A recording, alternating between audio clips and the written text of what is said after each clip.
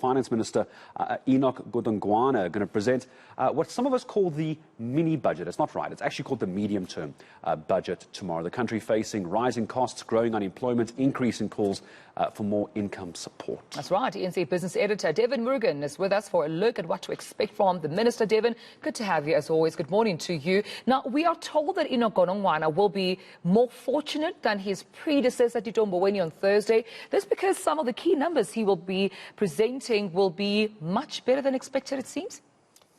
It certainly seems that way, Tamela, but it does not mean that our fundamental challenges of unemployment, of slow growth, have completely disappeared. But when you compare what he's likely to present on Thursday to the worst of times during the pandemic, those numbers are likely to be better. Now, let's try and understand why this is the case. And we start off with some very key metrics here.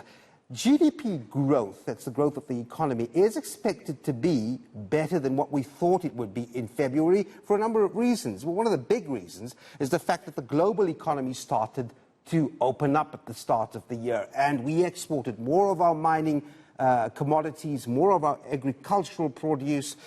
So those exports increased and we've got seemingly a better GDP growth. 5% as expected, but more than expected.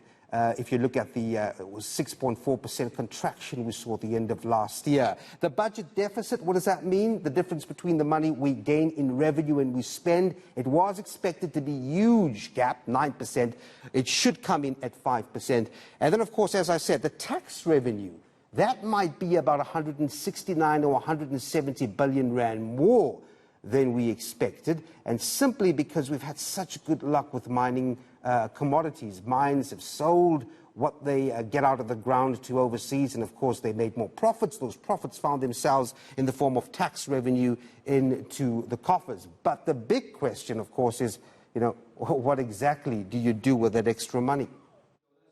Now, so GDP growth is up, budget deficit is down, tax revenue is up. So we're going to hear all of those, aren't we, Devin, who are in favour of this 350 rand social grant.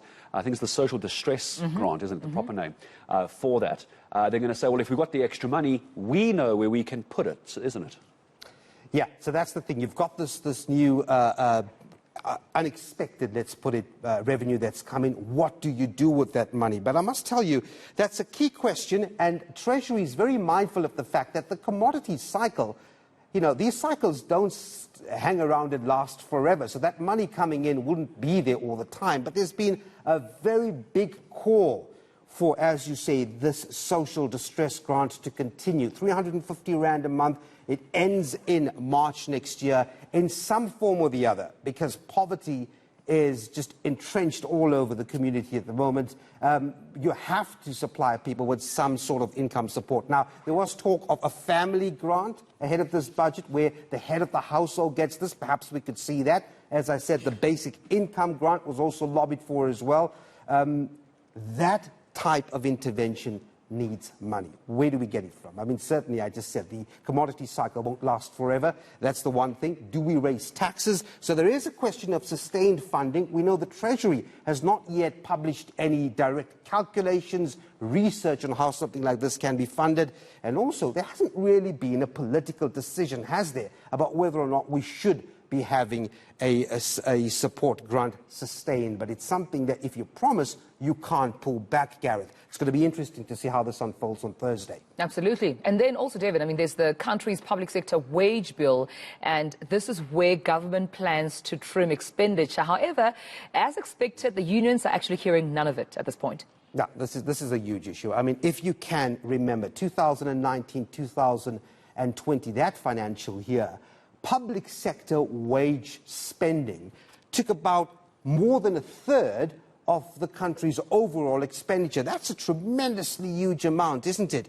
And as we go forward, remember, Treasury has already indicated it wants to cut down government expenditure. And at the heart of those cuts are public sector wages. So it's already been draining the fiscus. This year, we've seen 20 billion rand being given to unions in the form of a cash gratuity. The big question that's got unions very angry is that the new Finance Minister, Enoch Godongwana, had already made a pronouncement in Parliament in a reply saying that there would be no pensionable increase on public sector salaries come 2022-2023. They argue, well, look, you haven't really consulted. That's not the case. That it's not cast in stone. But nevertheless, as I said, given such a huge burden on the fiscus, something has to give here. Unions are saying they deserve a decent wage. They've sacrificed quite a bit through COVID.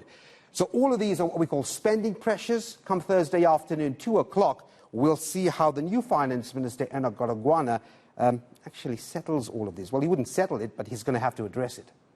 Oh, Devin Morgan, thank you very much indeed. It's going to be a fascinating Thursday to try and see what the medium-term budget looks like off the back of what has been a rough 2 years for COVID-19 and the economy, with this concern again of the fourth wave coming in, this 350 Rand social distress grant as well. You've got to try and balance money. It just doesn't seemingly... it seems to be there. Yeah, there seems to be an ongoing, deficit when it comes to our economy. Quite concerning, even with these power outages. I'm sure those in business will tell you they don't know how government will continue like this.